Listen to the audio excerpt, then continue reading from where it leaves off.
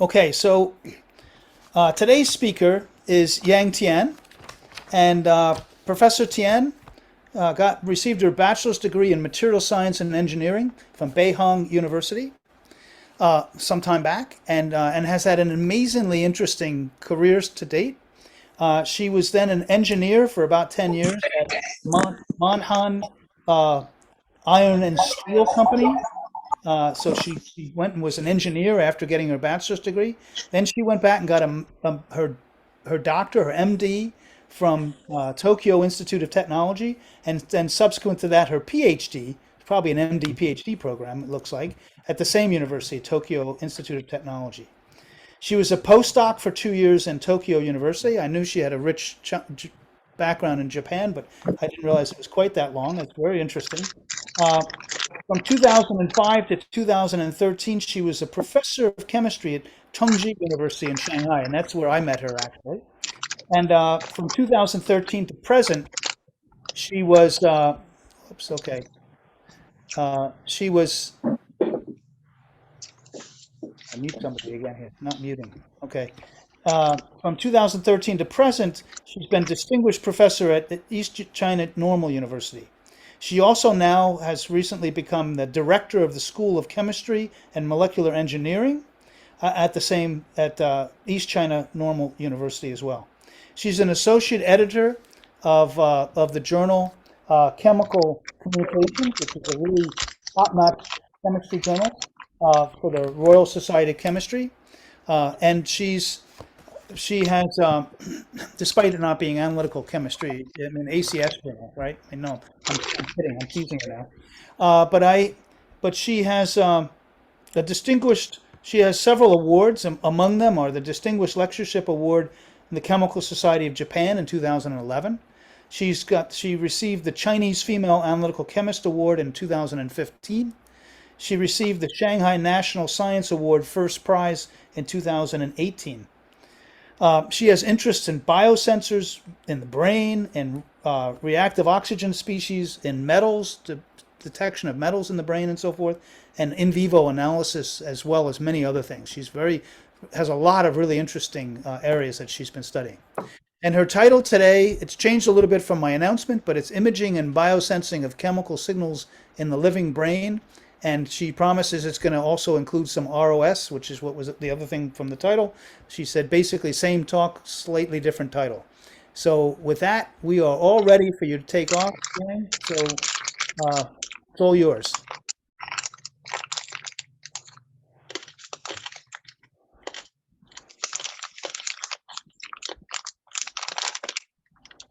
Sound that's not muted.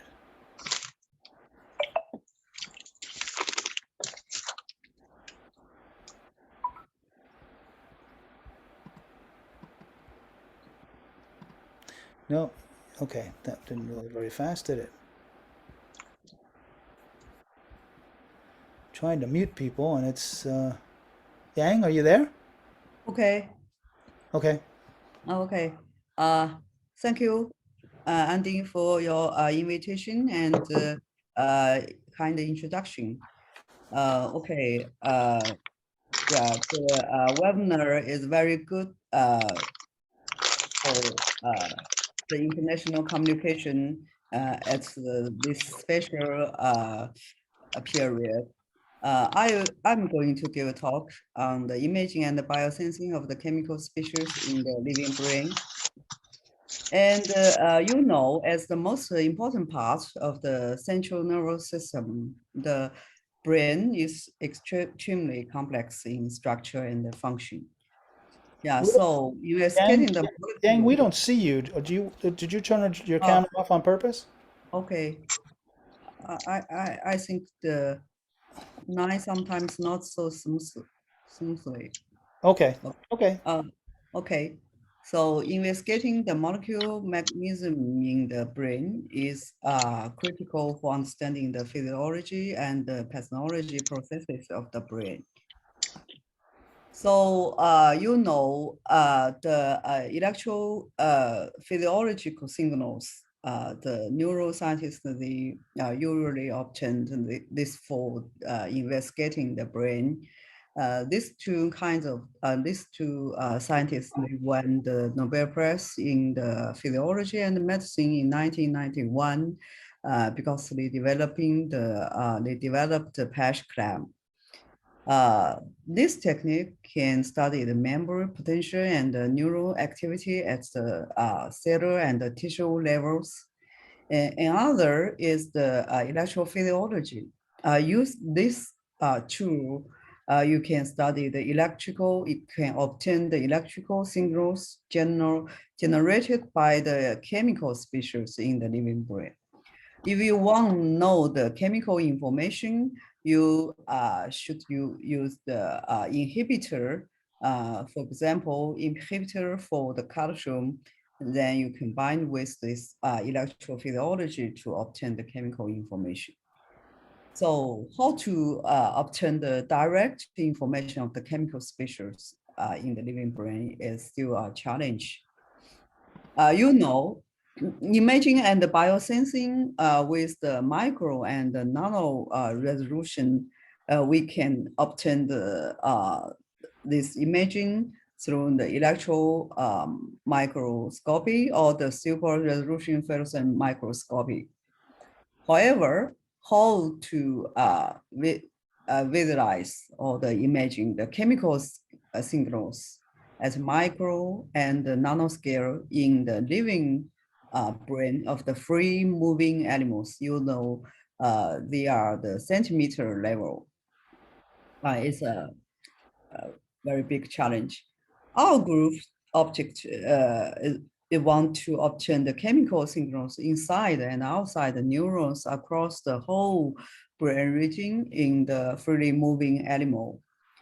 We developed the props for the recognition of the chemical species, the molecules, and we also created the functional materials for the enhancing the sensitivity. Recently, in the past 8 years, we also built up several instruments and devices with higher temporal and spatial resolutions in the freely moving animal. Here, I want to show you 3 examples for our recent achievements. One is the highly selective props and the surface interface assembly. We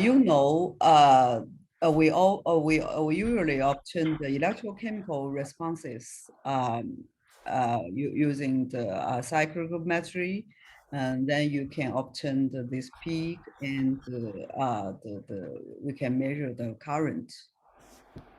Sometimes this kind of electrical response cannot be distinguished by almost the different molecules maybe give the same or similar cyclometry. So we propose the double recognition strategy. We also synthesize the specific molecule. They can specific recognition of the molecules and then followed by electrochemical redox reactions. They can give the electrochemical activity and the stable signals. In the past 10 years, we designed and synthesized a series of the organic molecules for the selective measurements of the metal ions, the reactive oxygen species, and the proteins and the neurotransmitters. We recently designed the supermolecule ligands for the specific recognition of the neuron transmitters. Here, I raised copper as an example. The copper is a very important metal ion. The oxidation of the copper 1+ to the copper 2 can trigger the reduction of the oxygen to the superoxide anion and hydrogen oxide and further the hydroxyl radical. So the production of the ROS will also give a rise to the pH decreasing. So almost 10 years ago, the 2009, the 13, we developed two Tian ratiometric electrochemical biosensor for the in vivo monitoring of the copper ion in a rat brain. We designed and fabricated this Apple SOD. You know, the superoxide dismuters, we named the SOD. It is a specific dismuters toward the superoxide anion. They have two metal centers. One is the copper and other is the zinc. We isolated the copper ion from this enzyme. Then we can obtain the copper-free Apple SOD. And then 6 ferrocene hydroxyl modified electrodes were also employed for the built-in correction. This is the reference element and co-modified onto the electrode surface. And we also synthesized this gold micro cage full of nanograins. You can see here, the diameter was distributed from 1 micrometer with big hole interior, and the wall of the cage, you can see here, is composed of the nanograins with a thickness of 100 nanometer. And then with the addition of the copper, you can see here, this peak 150 millivoltage was clear observed and increased with the increasing concentration of the copper. And this peak for the ferrocene stayed almost constant with the addition of other chemical species. And we obtained a linear range from 10 nanometer to the 35 micromole. And then we found the concentration of the copper in the rat brain. You can see here in the non-brain, it is almost 2 micromole. However, upon ischemia, it increased to the 9.3, 4.5, more than 4.5 fold. So the other scientists always ask me why. I also want to know why increase the 4.5 fold upon ischemia. So one of the reasons I proposed maybe the oxidation of the copper 1+ to the copper 2. So the increased the copper 2+ was increased with the decreasing of the copper 1+. So to know this reason, we designed a series of the organic ligands for the specific recognition of the copper 1+, with optimizing the carbon chain length and the footprint. And then the NS4, this kind of these molecules was optimized as to construct the sensor, and AQ was selected as the element for the capture pH, and this for the inner reference.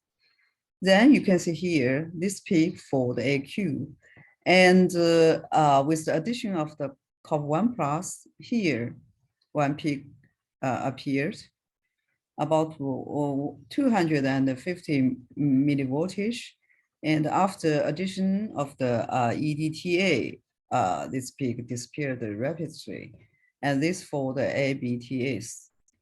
Then we can obtain the concentration of the copper 1+ from the ratio of this peak and that of the ABTS.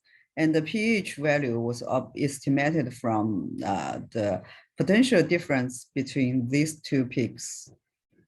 So this biosensor can simultaneously detect the copper 1+ and the pH with the potential current double single outputs. Then we obtain then we know the concentration of the copper 1+ it was increased by 1-fold in striatum and hippocampus and 0.5 in the cortex, and also 1-fold in the AD rate. So unexpectedly, we found that the COP1+ was also increased upon ischemia. So how to explain? We tried our best. You know, the electrochemical measurements is not a good choice for simultaneous determination of the COP1+ and the COP2+, because it's redox reaction itself. And we also tried the Feddersen method.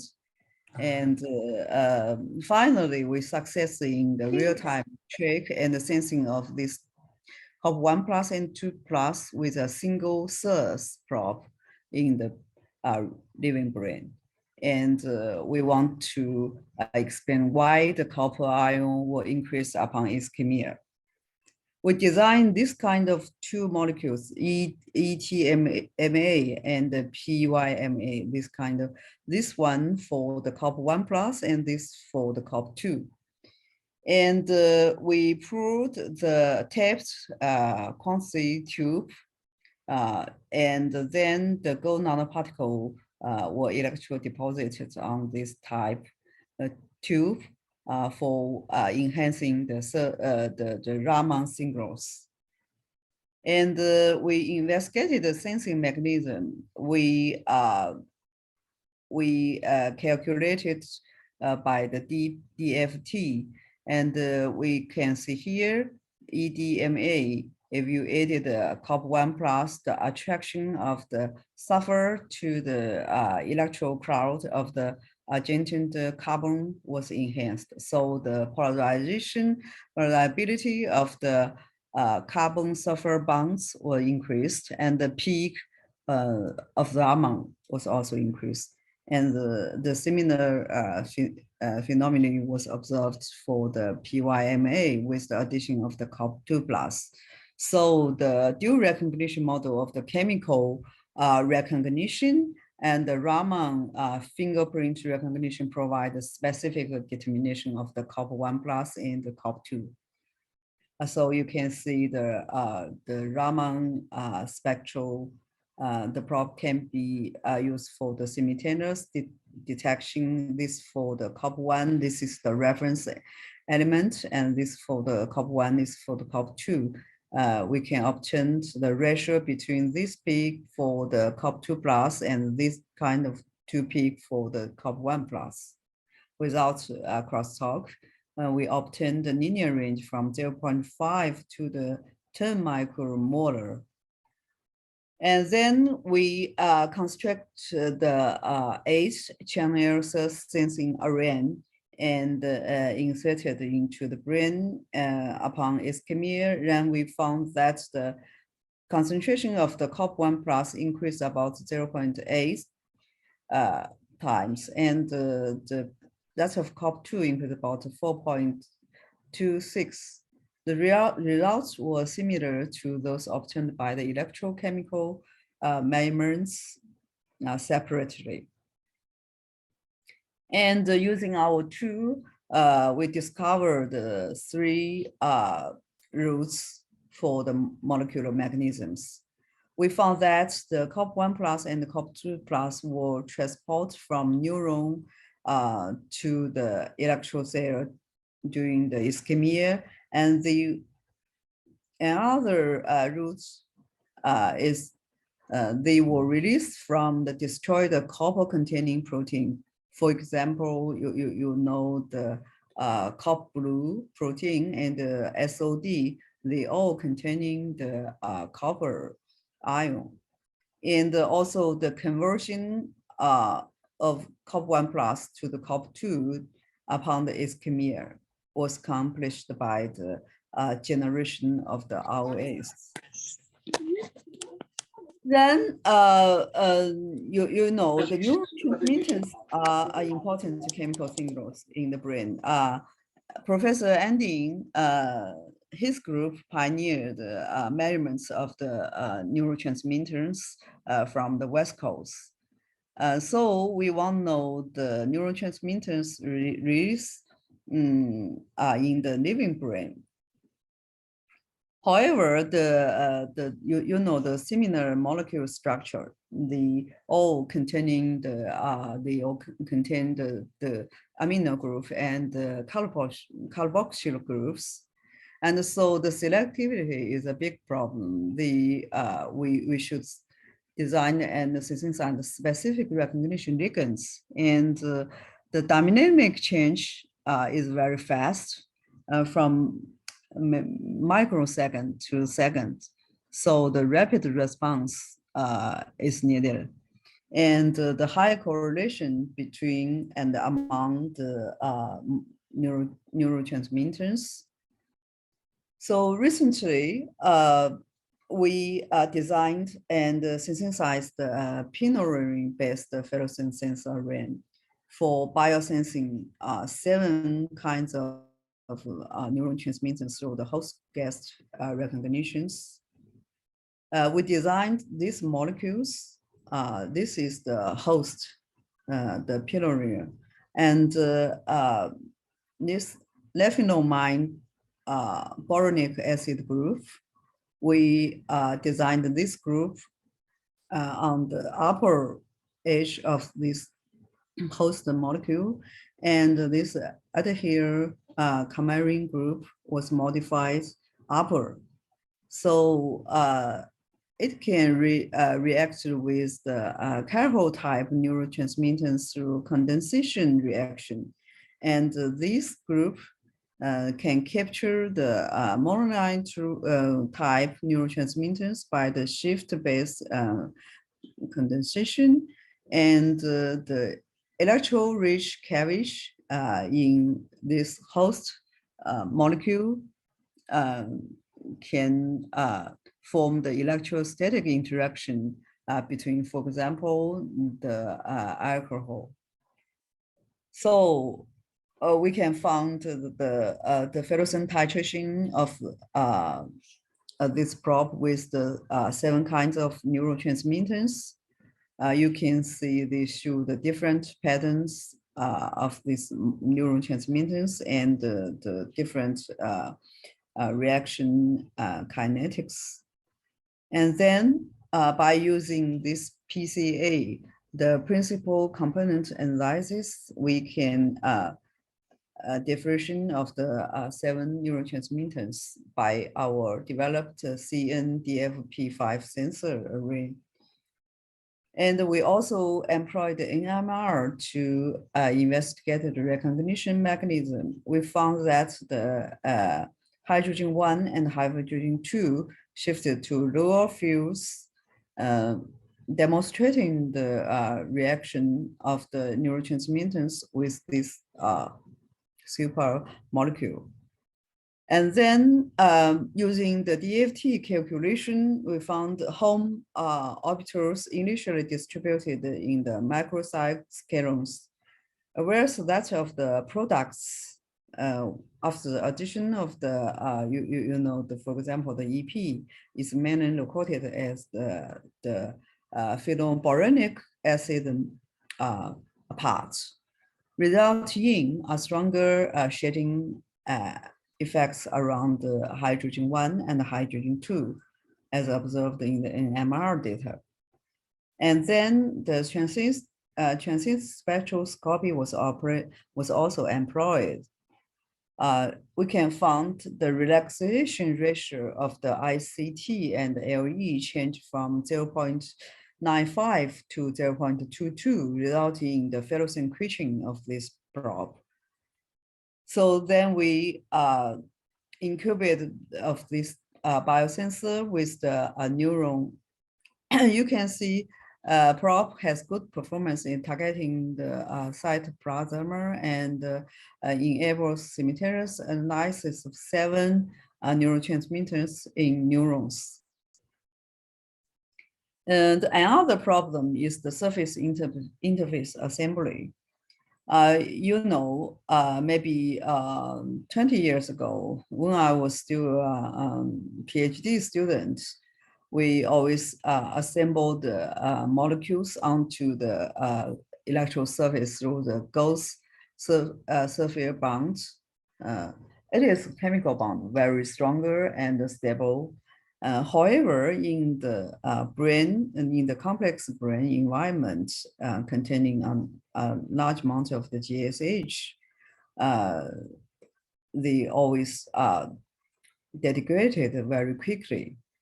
So we recently we found this gold chiral bond is very stable. It's the best choice for constructing the biosensor for measurements of the chemical species in the brain.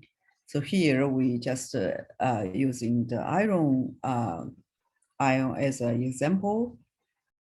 We synthesized this compound, FDCA prop, for specific recognition of the ion. You can see here, this is the endo-bauxite moiety. It will be cut by the ion. Then this is the ferrocene for the electroactive groups, and this is the function group for assemble these molecules onto the electron surface. And we also assemble this molecule onto the gold surface by three kinds of bonds. One is the gold alkyl and the gold selene and the gold zero. Then we found that the sensor based on gold alkyl bond expects the best electrochemical performance, the lowest formal potential, and the largest current density. So why? Using DFT calculation, we found this kind of bonds provided the lowest Gibbs free range, and so resulting in the lowest formal potential. And the gold alkyl, they assembled onto the gold surface through three strong coordinated bonds and absorbed by the FCC hole size with the largest absorption amount. So the peak current density is the highest.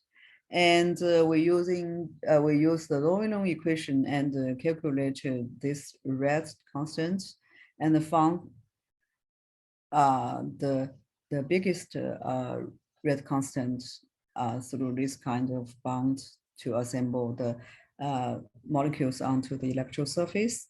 By the calculation, we found a straight orbital coupling accessing the electron transfer from the FDCA and the gold surface.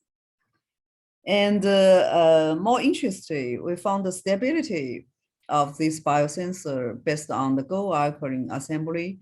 They show the very long-term stability. For example, in the 5 millimole GSH solution for 4 hours, this kind of simple strategy, the singles decreased by 1/3, and this only 5%. So diffusion charge density map, they provided that the strongest bonding energy leading to the strongest stability. So the best stability. And then we obtained the analytic performance of this biosensor for the ion, and we found the concentration of the ion in different brain regions, and in Alzheimer's rat brain. And we also found that the CAMP take part in the mediation of the entrance of the ion into neurons through the calcium channel into the cortex and the striatum. But in the hippocampus, the glutamate mediates the ion transport into neuron. So very interesting. The second part, we would like to show you our developed functional nanomaterial for sensing and imaging in the brain. You know the carbon dots. The carbon dots is demonstrated a lot of advantages. For example, the low cost, good biocompatibility, and the water solubility, abundant function groups, and the multi-color imaging.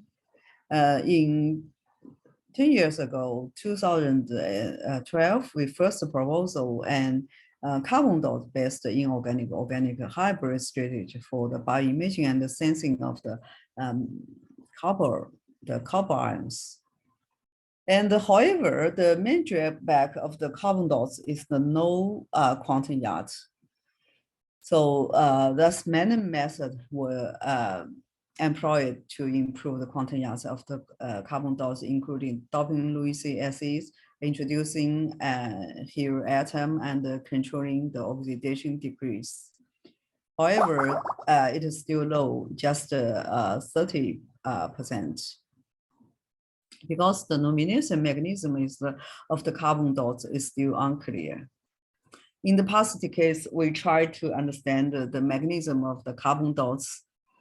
We tried many years, and here we synthesize three kinds of carbon dots: the OMP, phenolene diamine. And from TEM imaging, you can see the uniform dispersed with the average size of 2.3 nanometer and the interplane spacer about 0.21 nanometer, corresponding to the 100 in plane lattice of the graphene. And from Raman spectral, you can see the ID, the ratio between ID and IG, and mean the defect degree in the P C carbon dots was higher than those in O and M. And from XPS results, you can see here, the high degree of oxidation was beneficial for formation of the difference in the carbon dots. And then from FTIR and NMR spectral, we can see here that carbon dots contain similar function group, including the this OH group, amine group, and COO, CN groups. And from this warming NMR titration results, we know the NMR decreased with the elevating temperature, proving the hydrogen bonds were formed within carbon dots. And from the UV absorption spectral, we can see three absorption regions named this intrinsic state and the deep defect state and the shallow defect state, we also call the surface state. And the different fluorescent emission, the blue, the green, and the red-orange may be caused by the redshift of the defect absorption. And then we investigate the emission states. You can see here the emission, three distinct emission centers were observed. The called intrinsic state and the deep defect state and the surface state. And we also found that the deep defect state and the surface state emission can be simultaneously excited by the intrinsic absorption, suggests that the charge transfer in this state. And also the three distinct excitation centers were observed in the carbon dots, demonstrating the process of three different excited energy levels in the carbon dots. So then we employed the non-protonated solvent with the different polarity. You can see here in this kind of the solvents, polarization promoted this intramolecular charge transfer from the intrinsic state to the surface state, and also reduce the fluorescent emission of the state with the redshift of 20 nanometer, and suggest the extent of the non-radiative transition processes. And the more highly polar solvent, the larger damping moment due to the greater charge separation.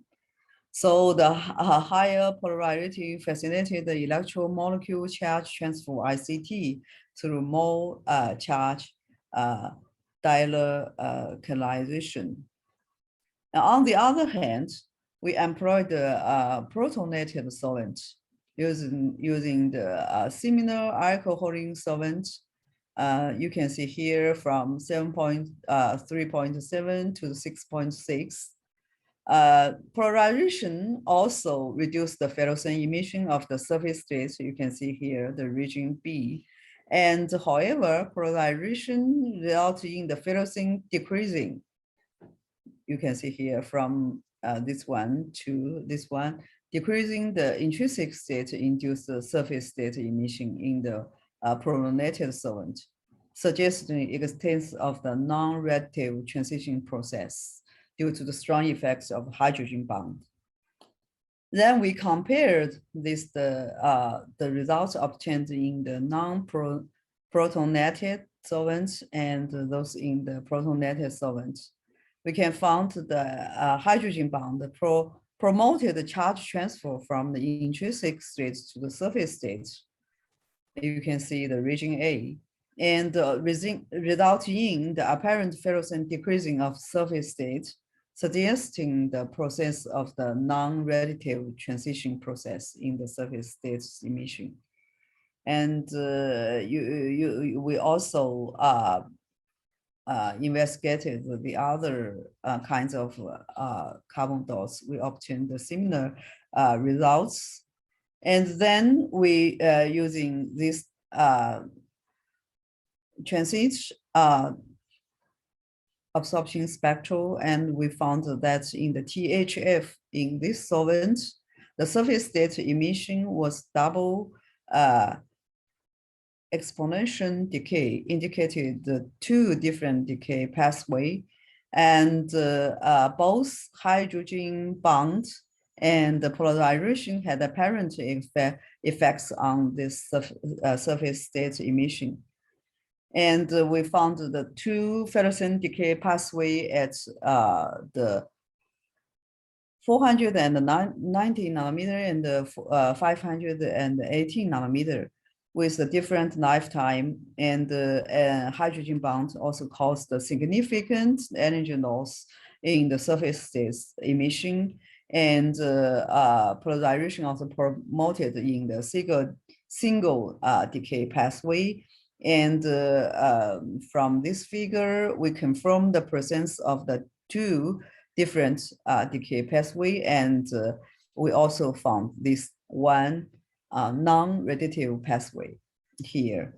Then we proposed the luminescent mechanism of the carbon dots.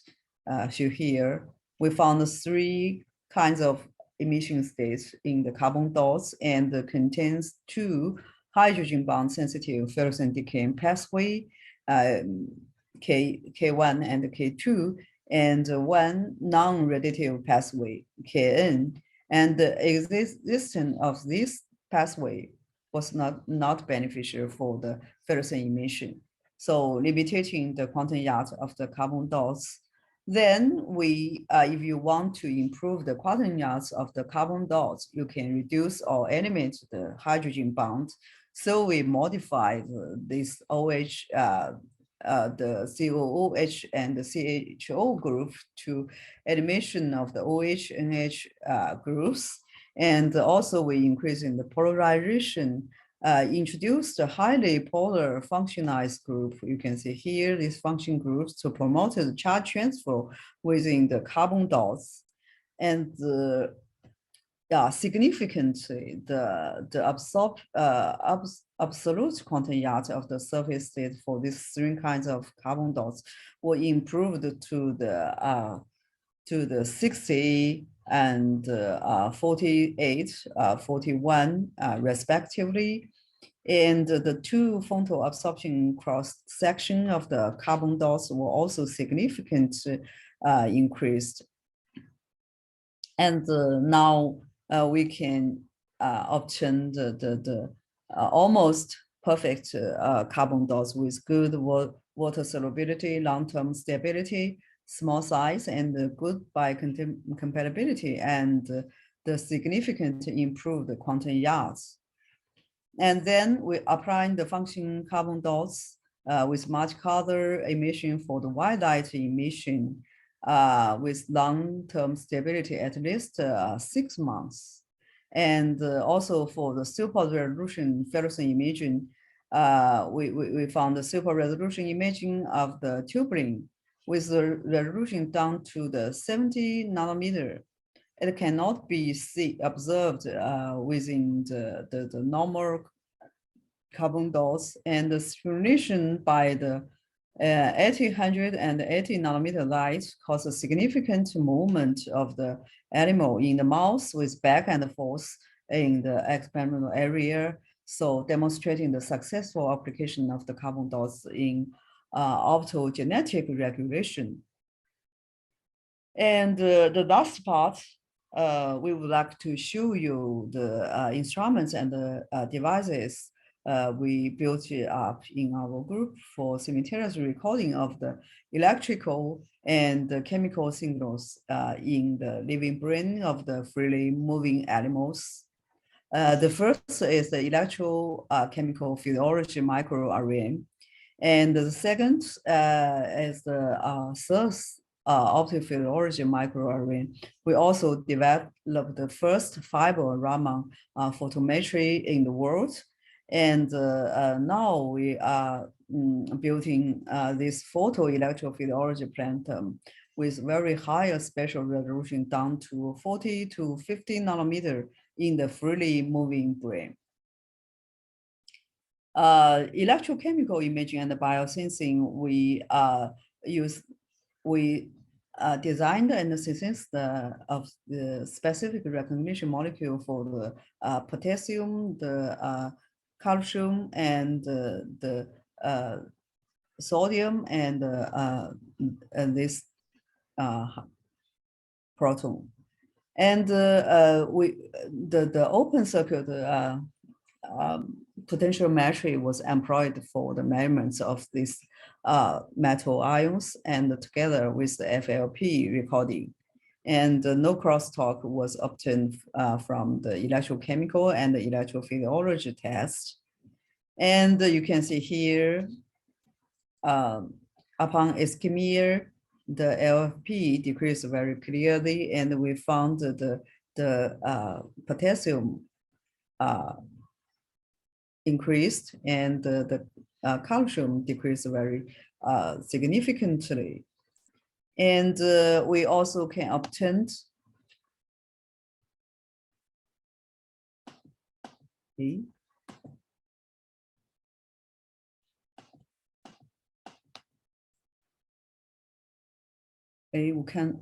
cannot also moving.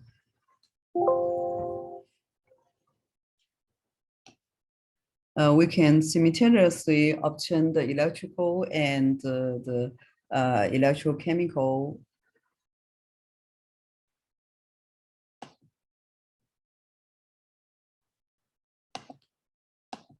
okay. Yeah, you can anti-plantic rate, you can observe the electrical signals become sharper, and we can simultaneously observe the change from potassium and calcium and the sodium, also the serial model. And for the long-term tracking and the dynamic quantifying the calcium, we recently also developed this anti-biofolding electrode surface. We use the carbon 5 microelectrode modified with gold particle, and then we electrodeposited an alternative wraps of the graphene oxides microbond on this surface. And so the exported gold nanoparticle can be used for the active site for modification of the recognition molecule. And then we can use in the 7 brain ridge upon ischemia. It was discovered that extracellular concentration of the calcium was gradually decreased with decreasing rate from the superficial to the deep brain area. And calcium progress recovered with deceleration rate from deeper to the superficial brain region after repufation. And more interestingly, that the injection of the reduced GSH can effectively inhibit the abnormal changes of the calcium after the Marco. Yeah, now we also developed this kind of a wideness sensor. We can record very clearly in this free-moving animal.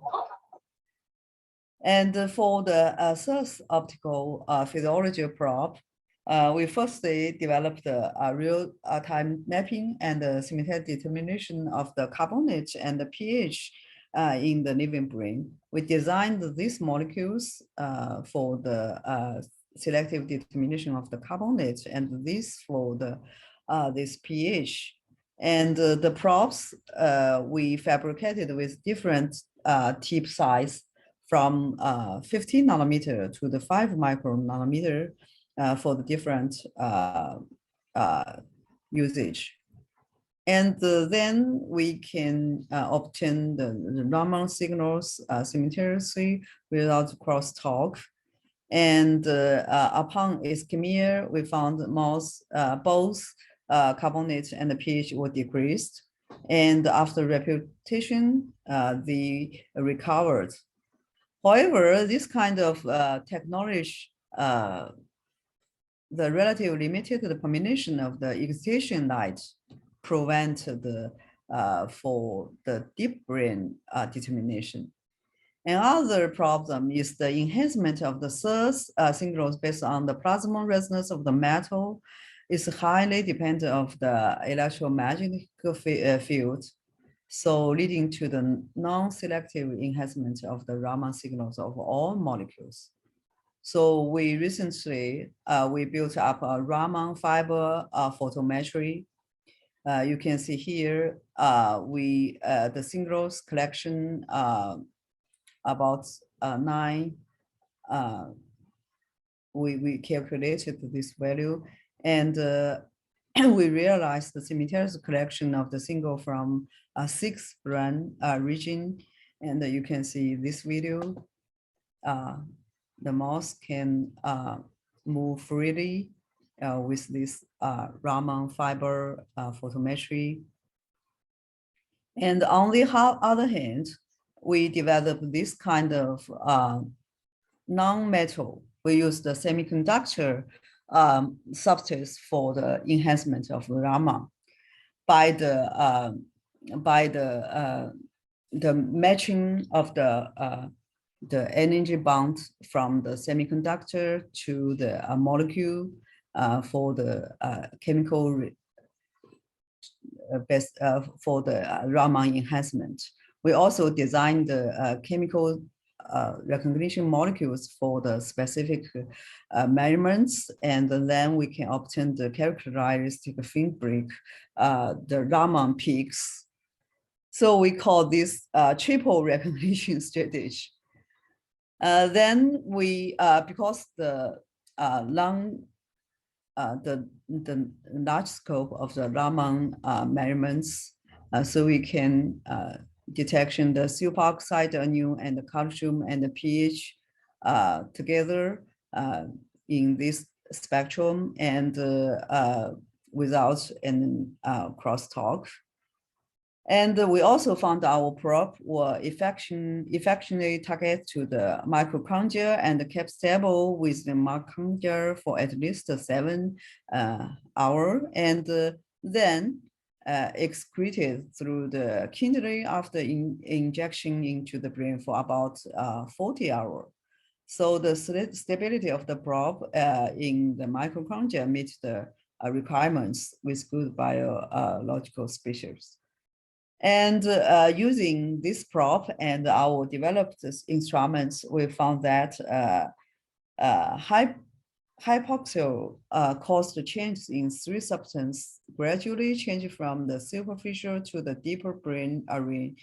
And this kind of ACIC 1A, this channel regulated, this channel is a pH sensitive channel, regulated the mitochondria superoxide ion burst, induced calcium overload, and the matrix acidification. And the overload, the calcium overload was mainly obtained from the influx of the outside, the calcium outside. And we also summarize our recent work in the accounts of chemical research. This one is just online yesterday. We summarized our work for the accurate measurements and with non-stability across the whole brain in the freely moving animals, compatibility between the electrical and the chemical signals. Also, this is the Chinese generals. Thank you for your all attention, and thanks Andy again for invitation and giving me a chance to report our recent work here. We hope to meet you all together in the near future. Okay, thank you very much.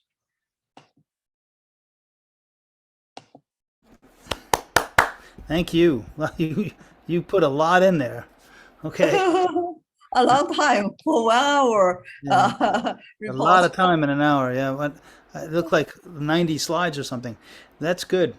So I'll open the floor for questions. I have some questions, but I'll open the floor for others first. Anybody want to jump in and ask a question? Just unmute and ask your question or chat it. Yeah, okay. So Questions are welcome. when you look at, I mean, a lot of what you're looking at is ischemia and reactive oxygen species, and you you talked about copper 1 and copper 2 both coming out of the cells, being released from the cells Yeah. during ischemia. And then later on you talk about this some more. I'll go back to that. But when you do the when it's coming out from the cells, I mean, is the copper, are the two sources of copper in the same organelle?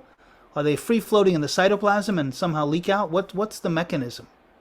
Do you know? You mean the copper? Yeah, leaking out, because I mean you've shown that it leaks out from the cells or is released from the cells during ischemia. Yeah, Is it just yeah. the cells are bursting and they're coming out, or what's happening? Yeah, actually, now we also another student still he is still doing this work. Yeah, we want to synthesize a kind of prop for simultaneous determination of copper 1 plus and copper 2 plus inside the cell. Inside, yeah, that's what I'm thinking. Yeah. It's very difficult. We tried we tried about 10 years. Maybe the 3 students they have paid their efforts on this simmer, both unsuccessful. Now we still are trying to do this. We think that the both the COP2 plus and the COP were transported from the neuron outside upon ischemia. Yeah, they're. It looks like you're measuring an increase outside, but Yeah, but I'm just curious as to what the mechanism is and where they're coming, where yeah, the yeah. copper is coming from. We still know the root. We just You just do know it the comes out. You can measure. yeah. You use the mass spectrometry. We want to know the neurotransmitters and the proteins. How from the which kind of the channel the well, you know there no channel specific channel for the copper. Yeah, maybe from the calcium channel or the other. We still don't know. Yeah, interesting. Then we have a chatted question, which was exactly the same question I was going to ask next. So I'll ask it from the chat. New found asks, Uh, thank you for a great. She says, thank you for a great talk. The sensor to simultaneously detect 7 neurotransmitters. How fast can you do the measurement? And is it yeah. fast enough to measure the release in the brain of 7 things? Yeah. now the sensor, the response of the sensor is about a microsecond, 200 microseconds. I think it's very fast. But this is the fluorescent probe. So the fluorescent probe is microsecond? Yeah, microseconds. 200 microseconds. And so that's with the fiber optic. Okay. Yeah. The now in our lab, another student they all developed a fluorescent for the NE. You know the NE. Yeah. The Yeah. response time is about 60 microseconds. 60 microseconds. Wow. Yeah. Huh. That seems to be faster than I would have predicted just based on binding, but okay. Yeah, maybe the now this is the most the fastest prop in the world. Wow. Okay. How do you multiplex that to get all 7 compounds? We synthesize in our lab. So you put all 7 of those reagents on there at once? Yeah. You know, you showed that slide with the PCA. I think it's a few slides later. This one. Yeah, for this sensor, the specificity is not so good.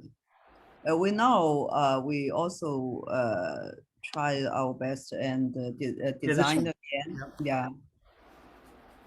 Okay. Okay. But so this one you can go. Is this the really fast what you were talking about? Yeah. Yeah. And so you can use. Now we develop the several props with faster Okay. than this one. But are you putting all of these probes on the same sensor, or are they 7 different sensors? Yeah. For in this case is only the one sensor for detect 7 kinds of the neurotransmitters. Okay, so it's one sensor, 7 kinds, Oh, all yeah. looking at the wavelength. Okay, Yeah, only this one. that's what I was guessing from the way you went through. Okay. Oh, Yeah, okay. it's only this one. Yeah, only this one molecule for detect 7 neurotransmitters. Oh, that's what was Yeah. confusing me. Okay, so it's just based on wavelength. Yes. Okay. Uh, Okay, and you says I see it needs to be titrated. Is the titration performed online in the brain? yeah. For in this case, it's difficult to detect the neurotransmitters in the brain. Just Okay. in the neuron at also the tissue level is okay. Hmm. But now we have several props. If you need the fluorescent prop, we can provide you. Yeah. Hmm. Interesting. Mm. Wow. Uh, so, I mean, I didn't really have a question on that. That was fascinating. The gold CC. But when you do the carbon dots, okay, Yeah. you you Yeah. you have you have carbon dots where, and you're looking at you're doing the surface measurement and you're seeing nitrogen oxygen groups. Where does the Yeah. nitrogen come from? Why do you get nitrogen in the carbon dots? Is that something in the process of making them? Yes. When you synthesize the carbon dots, you introduce the nitrogen group. Why? Yeah. Why you Yeah. use this group? Why do you Yeah. introduce a nitrogen group? It seems like it complicates it, no? No, stable the carbon dots. Oh, it helps to Disperse. stabilize it. Oh, With the very good disposition. Yeah. but is it more have you tried to stabilize it with other things like your C double bond Yeah, so C? sometimes the other scientists always use the COOH group or the other group. Okay, Mm. interesting.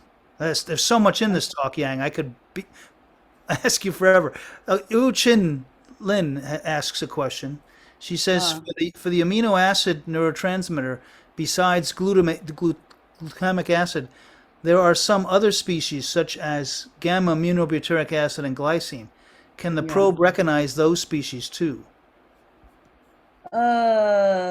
Yeah, you mean now we can simultaneous determination detect the other neurotransmitters. Have you tried to do gamma aminobutyric acid, or glycine? We also tried the GABA, but no interference. Oh, there is no interference, or No interference. No okay, response. no response. Okay, and Yeah. glycine too. Okay, but you're not trying to tailor this to those. Yeah. Okay. And Niu has one more question. She says, and one more question about the carbon dots. I also Yeah. heard people use quantum dots.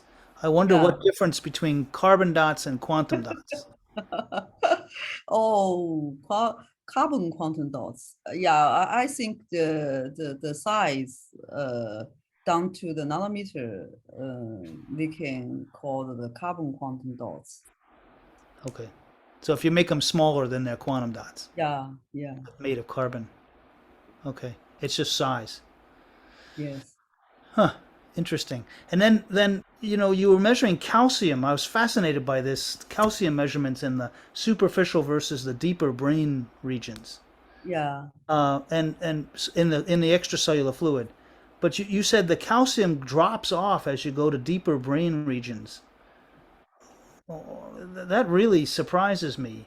Is that because of the light source, or is that an actual biological phenomenon? And if it is a biological, what's the implication of that? Yeah, I don't actually didn't know the detail, but from the recent investigation here, the calcium transport from the outside the neuron into the influx into the inside. Then the calcium overload the maybe resulting the neuron death. This result is completely different from the report from one of the paper published in Nature. Their results from the TIM imaging, they conclude that the carbon, the calcium overload was resulted from the